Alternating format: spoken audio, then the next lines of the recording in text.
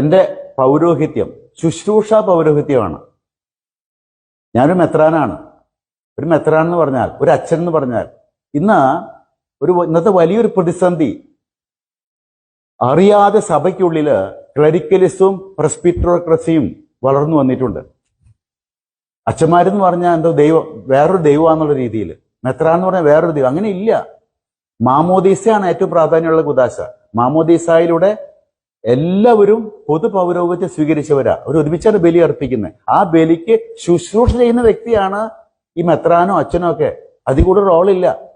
ശുശ്രൂഷ പൗരോഹിത്യം തന്നെയാണ് അതിന്റെ പേര്.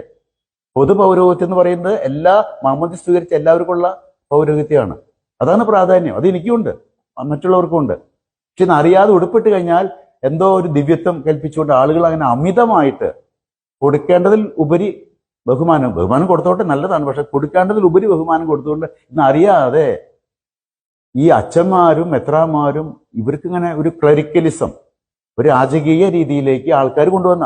ഞാൻ പറയുന്നത് ആളുകൾ ചെയ്ത തെറ്റാന്ന് പറയുന്നത്. ഞാൻ പണ്ടൊന്നും അതിനെ വിമർശിച്ചില്ല. പക്ഷേ ഇന്നിപ്പോ കുറച്ചിന് ആൾക്കാർ മനസ്സിലാക്കി തുടങ്ങി. അവരുടെ ദൗത്യം അവർ മനസ്സിലാക്കുന്നില്ല. ഓരോ അൽമായിനും അവൻ കർത്താവിന്റെ പുരോഹിതനാണ്. പൊതു പൗരോഹിത്യം സ്വീകരിച്ച വ്യക്തിയാണ് മാമോദിസായിലൂടെ. അവനും കൂടി ചേർന്നാണ് ബലി അർപ്പിക്കുന്നത്. ഈശോ സഭയ്ക്ക് കൊടുത്തിരിക്കുന്ന കമാൻഡ്മെന്റ് ആണ്, ഇതെന്റെ ഓർമ്മയ്ക്കായി ചെയ്യുവീൻ. ആ സഭ ഒരുമിച്ച് ബലി അർപ്പിക്കുമ്പോൾ, യേശുവിനോട് ചേർന്ന് ബലി അർപ്പിക്കുമ്പോൾ അതില് ആ പുരോഹിത ഗണത്തിന് ശുശ്രൂഷ ചെയ്യാനുള്ള ദൗത്യമാണ് മെത്രാന്.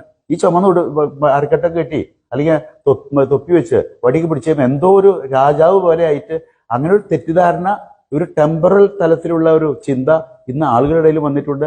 അറിയാതെ ഞങ്ങളുടെ ഇടയിൽ വന്നിട്ടുണ്ട്.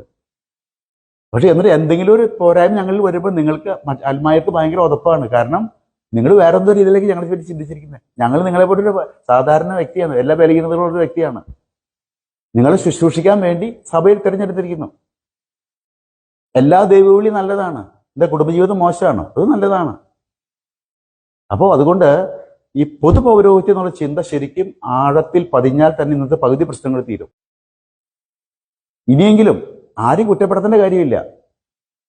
നമ്മൾ ഒരുമിച്ചാണ് ബലി അർപ്പിക്കുന്നുള്ള ബോധ്യം വന്നു കഴിഞ്ഞാൽ തന്നെ അച്ഛന്മാരുടെയും മെത്രാന്മാരുടെ റോള് ഒന്ന് കുറച്ച് അത്രയും ഒരു രാജകീയ പദവി കൊടുക്കാതിരുന്ന തന്നെ പകുതി പ്രശ്നം തീരുന്ന എനിക്ക് തോന്നുന്നു.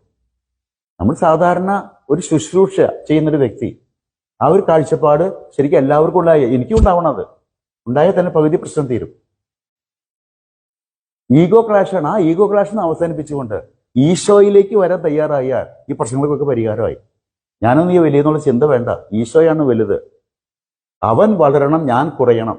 ഈ ഒരു വാചകം നേരമെടുത്ത അന്ത്യാവോളം ഉരുവിട്ട എല്ലാ പ്രശ്നവും തീരുന്ന എനിക്ക് തോന്നുന്നു. ഈശോ മാറി, ഈഗോ കയറി. ഇതാണ് നമ്മുടെ പ്രശ്നം. അതുകൊണ്ട് ഈ വലിയ ഉതപ്പ് ഇല്ലാതാക്കാനായിട്ടും പരിശ്രമിക്കണം, കൂട്ടായ്മ വളർത്തിയെടുക്കണം. അതാണ് തോമാസ് ലീഹ നമുക്ക് തന്നിരിക്കുന്ന വിശ്വാസ പൈതൃകം. അത് ഉറച്ച് മുന്നോട്ട് നീങ്ങാൻ നമുക്ക് എല്ലാവർക്കും സാധിക്കട്ടെ. ദൈവം നമ്മെ അനുഗ്രഹിക്കട്ടെ. നന്ദി.